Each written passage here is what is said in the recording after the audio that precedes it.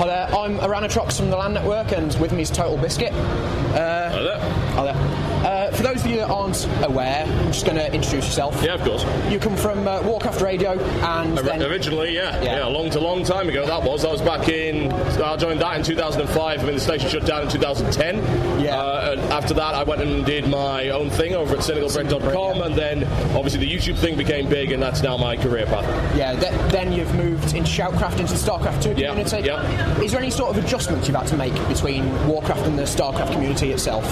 Well, I think they're really both fairly similar communities. They've all got their own problems, but they're both extremely passionate in their own ways. Yeah. There's sometimes the way that they express it is not helpful, but at the end of the day, you can never expect a perfect gaming community because one does not exist. So, in regards to adjustments between the two, it's not really been too big a transition. I mean, I've always played a lot of games anyway. Yeah. And while it was a big thing for me for a very long time, it was never the only game I played.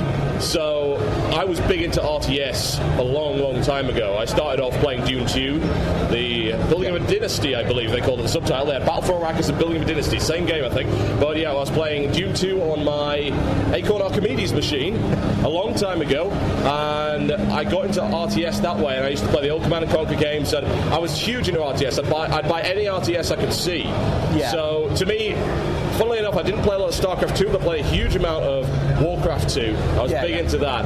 And what ended up happening was then when the StarCraft 2 beta came out, I got involved in it. Yeah. And it worked out pretty well, honestly. And it seemed to be going fantastically well. Yeah. And moving forward into the Shoutcraft Invitational, I think it peaked at 23,000 viewers.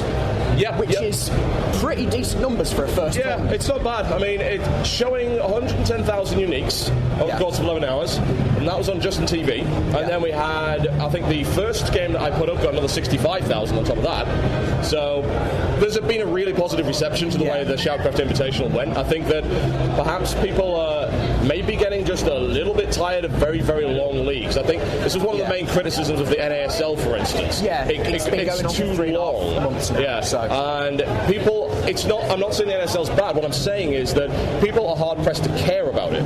Yeah, so that's what I've been finding. I'm coming in game after game, and I'm not really getting any sort of flow to it. Yeah, I understand they're trying to maybe build up a story over the course of a long time, and I don't think that works so well with StarCraft, particularly when they have so many players. Yeah. We're not talking just about a selection of teams. We're talking about 50 individual players. Yeah. Things like that. That's a lot of guys to care about, and obviously with the amount of walkovers and things like that they've had, they've certainly had problems, but I think people were maybe wanting just a day where they could just sit down and watch a tournament from start to finish, and they'd see the story unfold in the course of a day, and it would all be fresh in their minds. The victories, the defeats, the drama would all be fresh.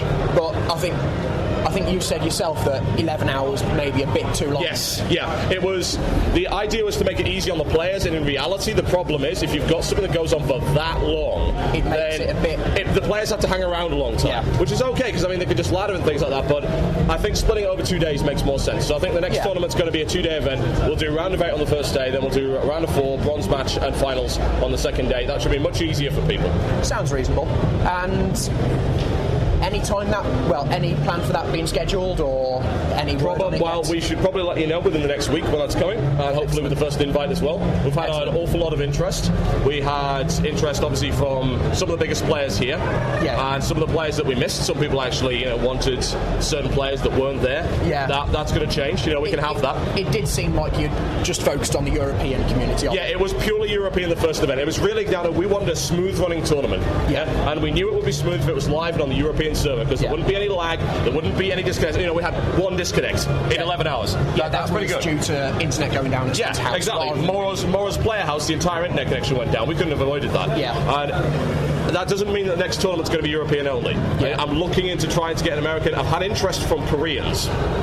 Right. I've actually had contact with one of the Korean teams. I can't tell you who yet, but nobody doesn't know who this team is, let me put it that way. So one of the big 8 then? Yeah, one of the big 8, and they've expressed interest in participating. I'm trying to work out the logistics of it, because we still want it to be live. We don't want replay casting. Yeah. I don't think that's as exciting. I think people really appreciate the live. Our tape delay tests seem to work really well for the most part. A couple of bugs here and there on Justin TV, but for the vast majority of the time, people seem more than capable of actually using Justin TV with the delay system.